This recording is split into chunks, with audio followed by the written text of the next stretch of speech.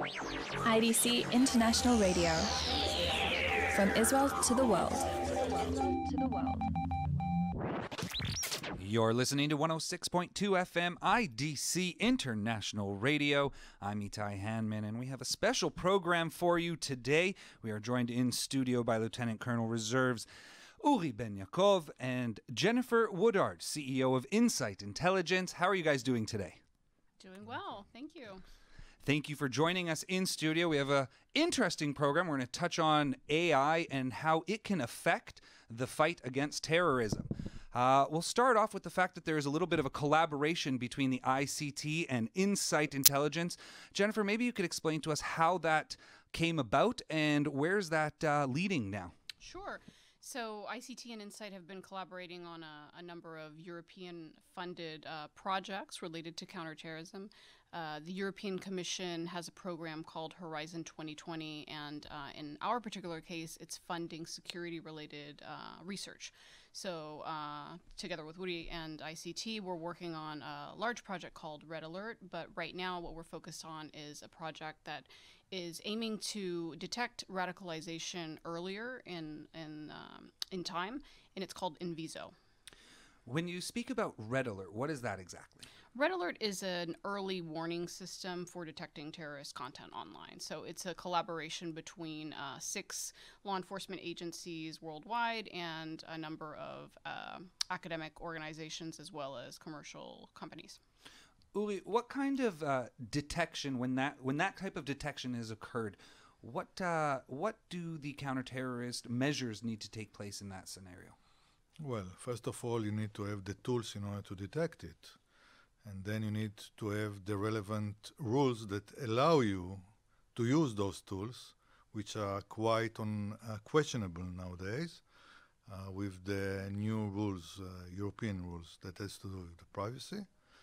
And then obviously you need to let the law enforcement agency to deal with those that have been detected, meaning to say that you need to trail them and you need to have the possibility to put them in prison at the end of the game. And after Red Alert, as you mentioned, you guys are working on a new collaborative project, Inviso. And what does that entail exactly, and how does the ICT contribute to this project? Okay, so Inviso is actually funded by the European Commission. It's a different program, so what the Commission does is they actually invest in companies that have promising new technologies. So they've invested in my company, Insikt Intelligence. And what ICT is doing is they're actually helping us understand the process of radicalization by allowing us access that we wouldn't get otherwise to data that actually shows how terrorists follow a certain trajectory on the spectrum of radicalization. So what we do with that is we take that data, we feed it into our system, which is actually an artificial intelligence system, and it's learning from the data that ICT is giving us. And obviously, what we are really taking advantage of here with ICT is the domain expertise, the subject matter expertise, and I think that's a huge advantage. Most tools that you'll find out there would not have this sort of knowledge around terrorism, counterterrorism, and radicalization. So we feel extremely lucky to have ICT on board. To get a little technical, so we could understand a little further, AI, artificial intelligence, machine learning at the end of the day, when you plug in an algorithm to a machine and then add in the data that goes along with it, how long or what is the process for the machine to actually learn and then be able to produce the results you're looking for it to produce? Well, it's less about time and more about the amount of data. So the more data we have, the smarter a machine can be. So we could start with a data set of 5,000 messages from, terrorist-related content, but we would like to have 5 million. That's obviously not very easy to do. The more data that the machine actually has, the better it gets at learning. So what we do is we feed the system with an annotated data set, and the data set has a threat score. So each of the messages, say they're tweets, they'll have a threat score from 1 to 5. And that is basically how we're teaching the system to detect whether or not a message is suspect or not suspect, or if it's really a threat. So it's, let's say it's constantly learning. Depending on how much data you give it, it gets more smart. Well, for the machine to learn and detect what's a threat, we as humans have to figure out what's a threat and detect that first. So, Uli, at the ICT, how do they figure out what is a message that could be considered threatening that would be worthy of sending over to Insight Intelligence to feed into their data? Usually it will be based on past experience, knowing the entities that are dealing with this specific post or another post. It's intelligence, it's a puzzle that you never have the 100% of the picture, but slowly you are gathering piece by piece, and together you have an idea that will be never 100% sure. It's never going to be 100%. Terrorism is an ever-evolving mechanism, and clearly AI is an ever-evolving industry right now, and it's taking the world into a whole new arena that's never been seen before. And Dr. Ganol has repeatedly said, and it's a model you're going to use, the spectrum from start to finish. What does that exactly mean, and how does that apply to AI?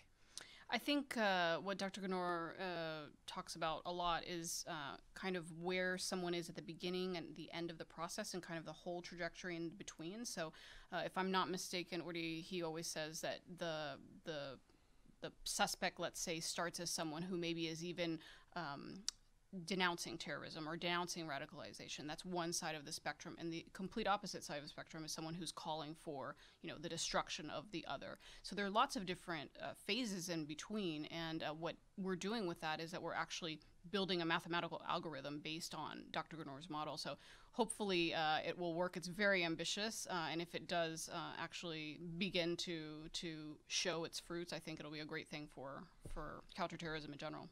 For our non-technical listeners, such as myself specifically, when building an algorithm and then feeding the data, as you said, you start with 5,000 and hope to be at 5 million pieces of data. Does the algorithm have to change throughout time to accommodate the amount of data that's entering the AI? It has to change to accommodate not just the amount of data, but different other aspects. So language evolves. Hashtags, for instance, are constantly evolving. They're dynamic. So there are lots of little signals that you're building into the algorithm that may not be the same 2 months from now or even 2 weeks from now. So I think we're constantly training the system with new data. We also have to expunge the system of data that's not relevant in order for the system to be as smart as possible. Uli, to get more onto the terrorism side of things, terrorists use code wording. They use all kinds of different mechanisms on the internet. How do you pick out those specific things and know that that is code for something specific? Again, just intelligence, or is this, again, as she was saying, could potentially be a mathematical equation? It can be a mathematical equation, but this is only by time, meaning to say that first of all, you need to learn, you need to understand, you need to have experience and know-how and knowledge during the time, and then maybe, I'm not a technological guy, but maybe, that's what we hope, the machine will be able to replace the know-how about the process and to understand what will be the next stage. As you mentioned, Jennifer, you're gathering as much data as possible. How do you gather that data outside of the ICT? Is it open source? Is it bought? Where does the data come from? Is it personal information on personnel? Well, it's public data. That's our main source. In some cases, some LEAs have shared non-classified data with us in order to kind of train the system. Data scarcity is a very big problem for us because it's very hard to access data that is actually a real case. So you can get tons of data from Twitter and hope for the best, but your chances of finding something that can actually train the system to be intelligent is very minimal. So we get data wherever we can, all from public sources. When you hear the words AI bias, what does that mean exactly to you? And does that have political ramifications? Yes, it's something that actually came up in our panel this morning. So AI bias, in our case, for instance, is we have a human that's annotating the data. That human might be objective. They may not be objective. There will be people who will say, okay, well, you're working with this particular country or this particular university located in this country. Are you sure that the data that they're providing you is not biased in some way politically? We believe that there are ways around this. What we try to do is get a data set annotated by lots of different people. So not just 2 analysts, 10 or 15. And that's a way to avoid AI bias in our case. And when looking at a bias, are there legal ramifications with AI bias? I don't know that there's any legal ramifications. I think there will be a public outcry. So there was a case in the U.S. a couple of years ago with a company kind of similar to ours that was spotting Black Lives Matters content and tagging it as terrorist-related content. So this group is not identified as a terrorist group in the United States. Lots of people were upset about this. So there was definitely a public kind of backlash and outrage around that because it looked like it was quite biased. Does that mean that you would have to look at, for example, the European Union's designation of a terrorist organization, the Americans, the Israelis, the UN's? Or are you able to just say, well, you know what? Israel designates this group as a terrorist organization. China designates this one as a terrorist. America, someone's different. And a prime example would be Hezbollah, who is defined differently in almost every part of the world. Exactly, that's true. I think the way that we kind of get around that is that we're not even looking at organizations. We're just looking at pieces of content. And since the internet, with ISIS organizing online, for instance, it's so fragmented, you're not necessarily going to pick up on someone and say, okay, this person is ISIS or this person is Al-Qaeda. Simply, they are just publishing something that's radical. And that's all we really need to know. Then, the end user, who is the LEA, at the end of the day, looks at this data and they link it to whatever their investigations require. But it's kind of agnostic in that sense.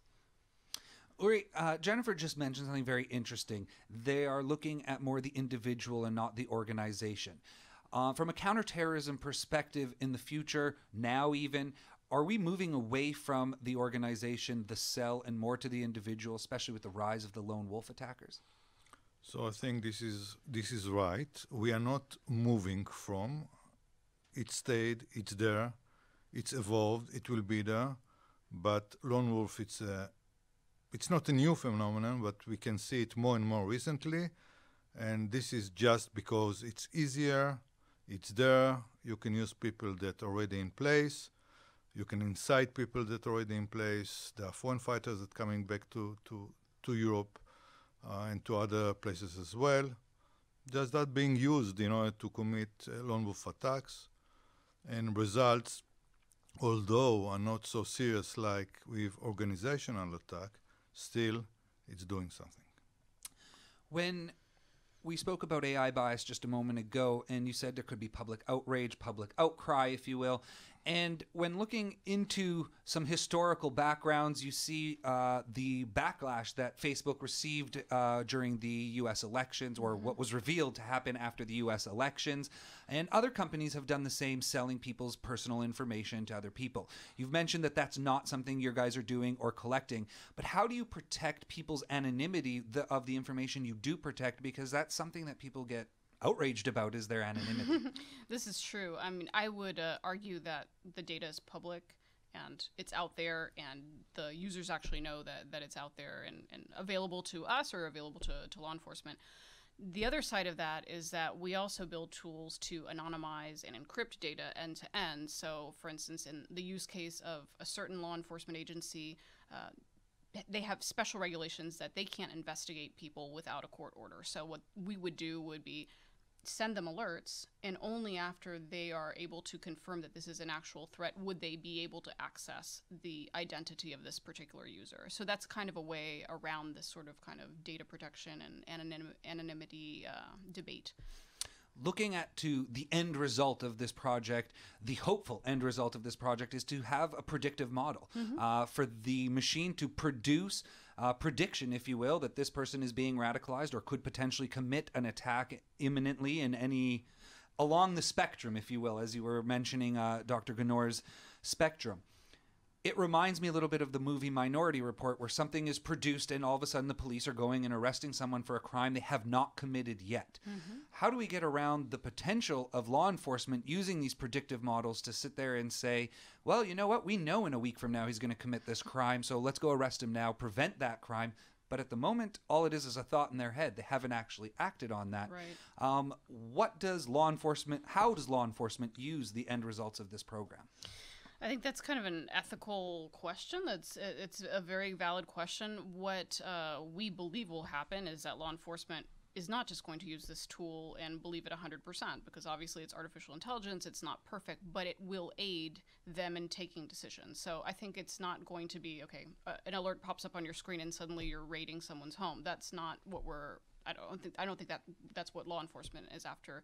What they want is a shortcut to finding out, what's happening with people before they actually become violent. So I think it's more of a step. It's a step that's quite behind the actual arrest or apprehension of a suspect. I don't know what you think, Woody. I think that it's a step in prevention of future attacks, prevention of somebody to become radicalized, and this can be taken care by the law enforcement agency as well as other agencies that are there in Europe and in Israel to help those youngsters or non-youngsters that are going in this route to be radicalized or to become more radicalized. If you spot someone along the spectrum, Uri, and the red flag pops up and says this person's in the process of being radicalized, from a counterterrorism perspective, is it important to intervene at that moment to try to de-radicalize them, not in a sense of arresting them, but try to intervene on a social level to try to de-radicalize? I think that yes. I don't think that. I think that people that have been radicalized, at least in a deep process, I don't really think that it's easy or even possible to de-radicalize them. But those people that are on the process, earlier stage as possible, that can be done. Jennifer, when you are looking at the end result, how far away is that end result? Well, I think it's quite far away. I think it's over a year away for sure. What we need to do is, after we develop the technology, is to test it and put it through its paces, because for reasons that you actually just pointed out, it needs to be as accurate as possible.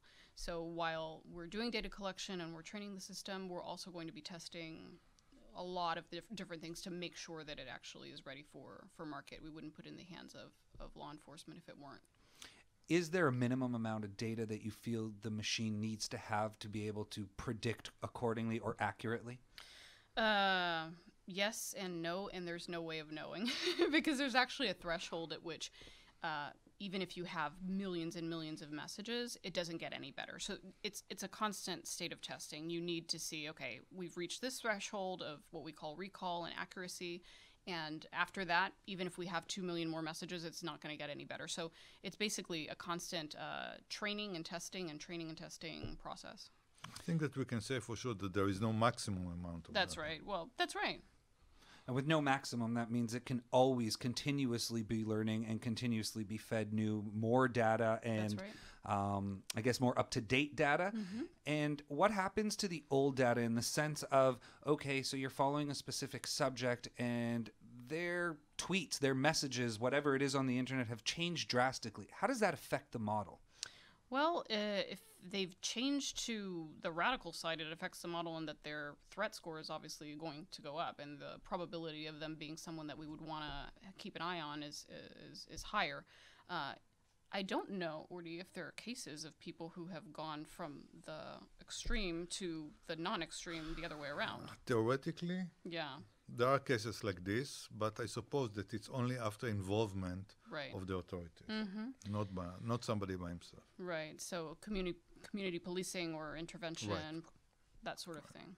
Besides some of the obvious legal hurdles that we have discussed right now on the program, we have noticed that in Europe they have introduced the GDPR. Mm-hmm. There are fights in the United States to introduce legalities like that as well. What type of hurdles does that provide you guys, or challenges provide you guys in being able to produce this predictive model? So the challenges are that now you actually need to tell users how you're using their data. This doesn't only affect Europe, it also affects data that is processed in Europe. So if you're a European company and you're processing data from from the outside, even though the GDPR doesn't exist in Israel or in the United States. It doesn't matter. It applies to European companies that they're handling data. It's going to be a huge obstacle. The thing is that the legal issues haven't been completely worked out. I mean, the law is there, but no one really knows how it's going to play out. There also are special I guess, regulations in place or lack of regulations in place for law enforcement agencies, depending on the country that they're located in.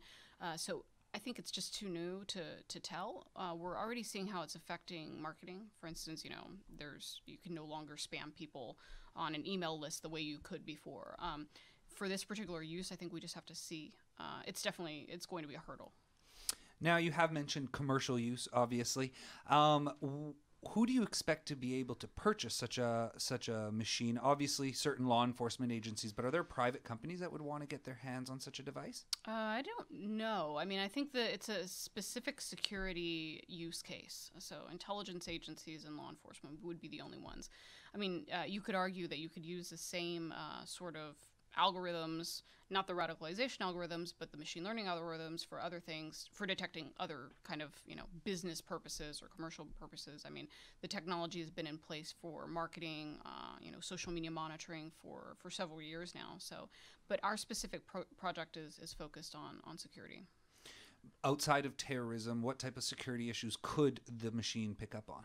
So every time we create a new installation of Inviso, or not a new installation, new release of Inviso, we're going to focus on a domain. So the domain right now is basically Islamic terrorism.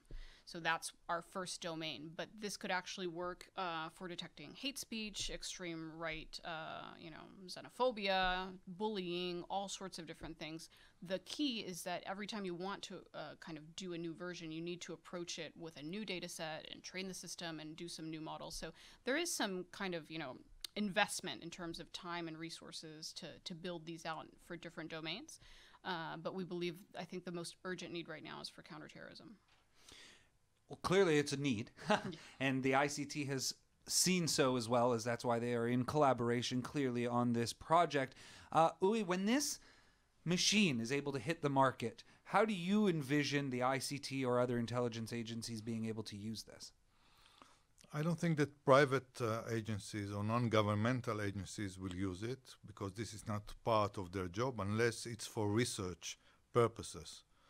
But the main idea is that to use it in order to detect for law enforcement and other security agencies. Now, besides the security agency and law enforcement, how about militaries? Is there a military application to be used here? Probably so. I mean, in as much as we have military agencies here at the conference, everybody is interested in counterterrorism. So I'm sure that there's a military use. It hasn't been our first focus, but I'm sure that there is. Excellent stuff. Thank you so much. Thank you. We really appreciate you taking the time to come into the studio, explaining to us a little bit about this amazing technology and how it is going to change the century to come. Lieutenant Colonel Uli Ben Yaakov, thank you so much for joining us and explaining the ICT's perspective and the collaboration. We thank you both for being here. Enjoy the rest of your stay in Israel. And, thank you. We'll speak to you later. Thanks very much. Thank you.